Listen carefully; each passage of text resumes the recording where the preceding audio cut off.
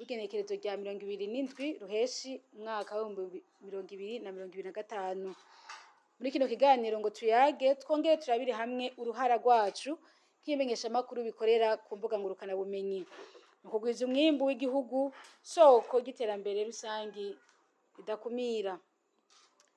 Imbuga ngurukana bumenyi ari nazo dukorerako nibukira ubuhinga bushasha, ahubwo ku isi yose no mu Burundi risigaye ari isoko ridakama ry'inkuru zivugwa ku isi no mu kibano. Inkuru mu kanyisase ibashikiriye abantu ibihumbi, kandi inkuru iciye kuri izi mbuga ntitakara no mu myaka iri imbere izoba ikirabwa, ari naco gituma uruhara rw'imenyeshamakuru bikorera ku mbuga ngurukana bumenyi ari karahara mu ruganda ntibacura kugwiza umwimbu w'igihugu. Ndabutse yuko ivyo dushirako naho bija biragumaho.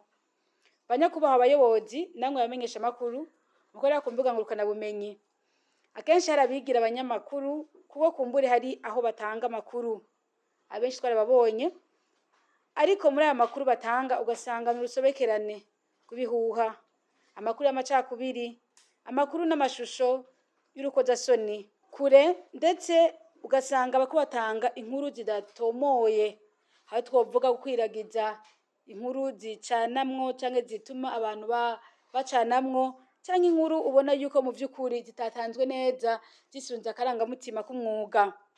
Anaco gituma dukoranye ngo turabire hamwe tubazanye duti mbega mu makuru dutanga buri munsi twaba tugira uruhara urwahe mu kugwiza umwimbu w'igihugu. Ikimenyeshamakuru kiraza gusubiraho cige cisubiremwo, mbega mwe mu makuru mutanga ni guha ruhara mufise mu kugwiza umwimbu w'igihugu.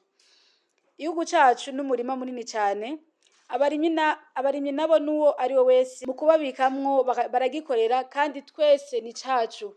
Nabwiye ngo igihugu caratwibarutse kandi tukirimwo ni cacu, ntaho tugisigira. Ibi rero bidufasha kugira ngo umuntu wese yumve uruhara afise nk'ikimenyeshamakuru, kugira ngo dushobore kuvuga twumvigwe, dutange inkuru zishikire benshi. Kanatsinda ubwo bubasha turabufise ko niyo twanditse bisomera benshi, niyo tushizeko amavideo atandukanye, amarese atandukanye n'ibindi bishikira benshi nigoga, kandi sinzige abantu rikabibona mu mwanya muto.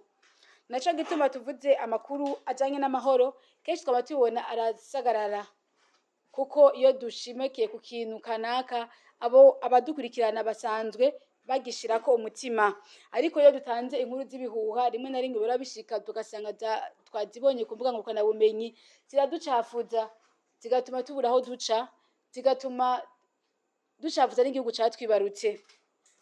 Ariko iyo dukeneye ko igihugu kiba amahoro, mu vy'ukuri kiraba amahoro.